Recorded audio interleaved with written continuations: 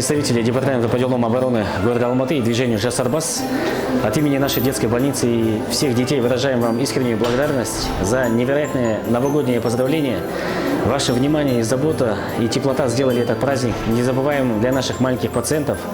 Особая благодарность Деду Морозу, альпинисту, который спустился с крыши, чтобы лично поздравить ребят.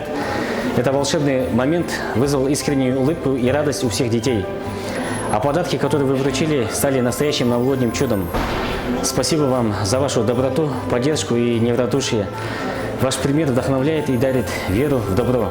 Всех казахстанцев поздравляю с наступающим Новым годом. Сегодня мы с клубом «Жас Арбас» ездили поздравлять детей в больнице.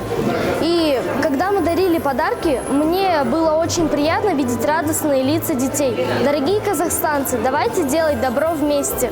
Поздравляю всех с наступающим Новым годом. Біздің балалар ауруханасының және барлық балалардың атынан сіздерге шынайы алғысымызды білдіреміз. Сіздердің көңіл бөлулеріңіз, қамқорлықтарыңыз және жылулықтарыңыз біздің кішкентай пациенттеріміз үшін ұмытылмастай күн етті.